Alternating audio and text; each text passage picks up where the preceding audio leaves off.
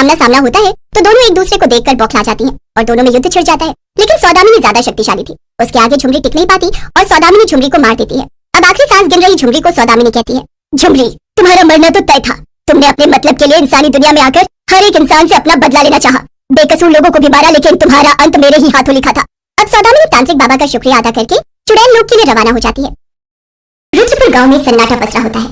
आज फिर से गांव में एक और मौत हो गई थी और हर कोई इस मौत के बारे में बातें कर रहा था। अरे जब सभी गांव वालों को पता है कि हमारे गांव से सटे जंगल में जो कोई जाता है फिर वापस लौट कर नहीं आता, तो फिर वहाँ कोई क्यों जाता है?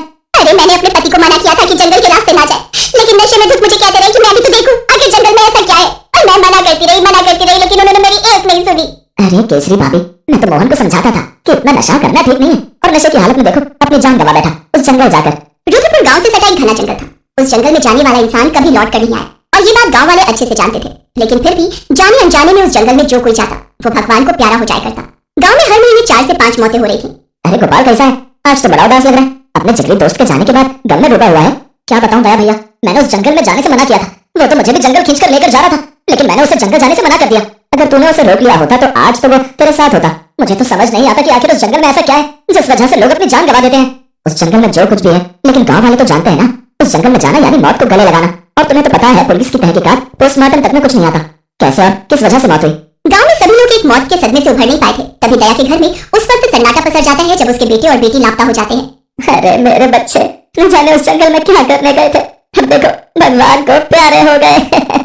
मेरी पत्नी तो जीते जी मर जाएगी। अरे मैंने क्या बिगाड़ा है किसी का? हाय रे मेरे दोनों बच्चे।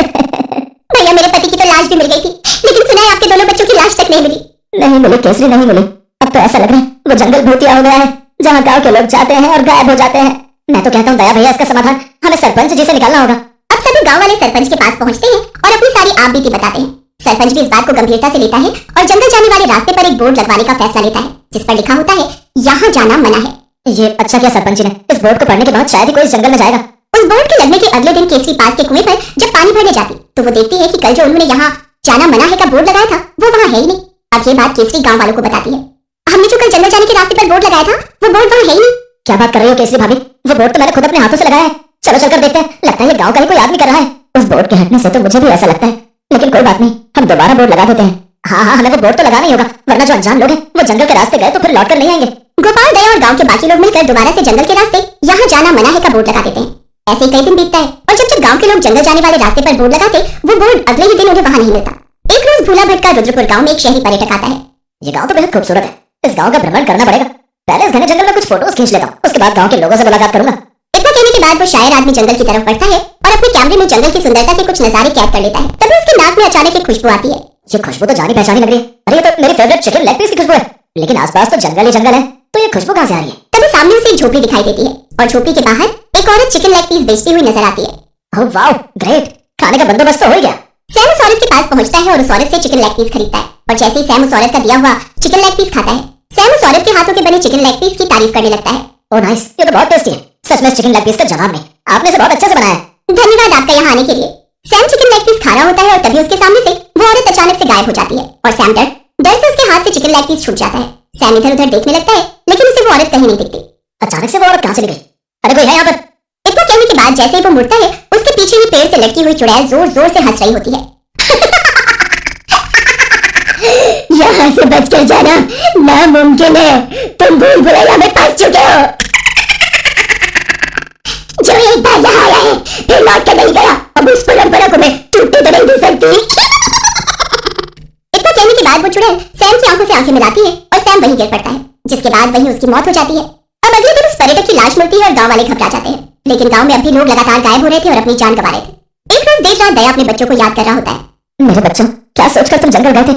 न जाने तुम्हें आसमान ने अपने अंदर समा लिया था या धरती निकल गए। कहाँ हो तुम लोग? अब तो मेरी उम्मीद भी खत्म हो चुकी है। गाँव के और लोगों की तरह तुम दोनों भाई बहन भी गायब हो गए, लेकिन ये सब कौन कर रहा है, क्यों कर रहा है, इसका मैं पता लगा कर रहूंगा। दया के बच्चों के गायब हुए महीनों बीत चुके थे। अब दया देर रात हनुमान चालीसा का जाप करता हुआ जंगल पहुंचता है। तभी वो देखता है एक झोपड़ी के बाहर चिकन लेग पीस की दुकान है और एक आदमी उस दुकान से चिकन लेग पीस खरीद रहा है। लेकिन जैसे ही वो आदमी चिकन लेग पीस खाता है उसके सामने एक चुड़ैल प्रकट होती और वो उस आदमी की आंखों में आंखें डालकर उसे मार देती है। ये सब देख दया डर जाता है और अगली सुबह सारे गाँव वालों को जंगल में होने वाली मौत और लोगों के गायब होने के रहस्य को उजागर करता है। यानी कि अब तक गांव के जितने भी लोग गायब हुए हैं या मारे गए हैं वो सब जंगल में रहने वाली चुड़ैल कर रही है जो चिकन लेग पीस बेचती है। अगर हमें बाकी गांव वालों की जान बचानी है तो हमें जल्द से जल्द किसी तांत्रिक बाबा का सहारा लेना होगा। दया, गोपाल और गांव के बाकी लोग अब तांत्रिक के पास पहुंचते हैं और अपनी सारी आपबीती सुनाते हैं। क्या हुआ बाबा, कुछ तो बोलिए। जिस चुड़ैल की सिफारिश लेकर तुम मेरे पास आए हो, वो चुड़ैल बहुत शक्तिशाली है। झुमरी एक अमीर और चटोरी औरत थी, जिसे उसके ही गांव के एक लालची आदमी ने खाने में जहर मिलाकर खिला दिया, जिससे उसकी मौत हो गई और उसके बाद उसकी आत्मा भटक रही है। तो हमें ऐसा क्या करना होगा जिससे गांव वाले और हम उस चुड़ैल झुमरी से छुटकारा पा सके? इसके लिए मुझे महायज्ञ करना होगा और मुझे पूरे 24 घंटे का समय चाहिए ताकि मैं उस चुड़ैल का नामो निशान मिटा सकूं। गांव के लोग उस तांत्रिक की बात सुनकर वहां से चले आते हैं। तब तांत्रिक महायज्ञ करता है और साधना करके चुड़ैल लोक में संपर्क करता है। ओम भट भट स्वाहा। तांत्रिक कुछ देर साधना करता है और चुड़ैल लोक में संपर्क कर पाता है। अब इस तांत्रिक का संपर्क चुड़ैल लोक की चुड़ैल सौदामिनी से होता है और तांत्रिक उसे सारी बात बताता है।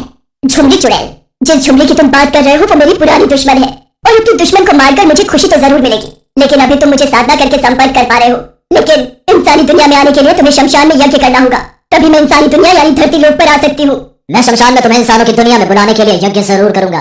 तांत्रिक अब सौदामिनी को धरती लोक यानी इंसानी दुनिया में लाने के लिए शमशान में यज्ञ करता है। अमावस्या की घनघोर घनी रात थी जब तांत्रिक शमशान में यज्ञ कर रहा होता है और यज्ञ पूरा होते ही सौदामिनी वहां हंसते हुए प्रकट होती है। मैं आ गई, सौदामिनी इंसानी दुनिया में आ गई और अब सौदामिनी के हाथों झुमरी का मरना तय है। तुम्हारे पास यहाँ रुकने का बस 12 घंटे का समय है और इस अमावस्या की रात तुम्हें झुमरी को खत्म करके वापस चुड़ैल लोक के लिए जाना होगा, वरना तुम्हारी आत्मा भटकती रहेगी और तुम्हारी शक्ति भी छीनी जा सकती है। सौदामिनी अमावस्या की रात अपनी दुश्मन झुमरी चुड़ैल को मारने जंगल पहुंचती है और दोनों का जब आमना सामना होता है तो दोनों एक दूसरे को देखकर बौखला जाती हैं और दोनों में युद्ध छिड़ जाता है। लेकिन सौदामिनी ज्यादा शक्तिशाली थी, उसके आगे झुमरी टिक नहीं पाती और सौदामिनी झुमरी को मार देती है। अब आखिरी सांस गिन रही झुमरी को सौदामिनी कहती है, झुमरी तुम्हारा मरना तो तय था।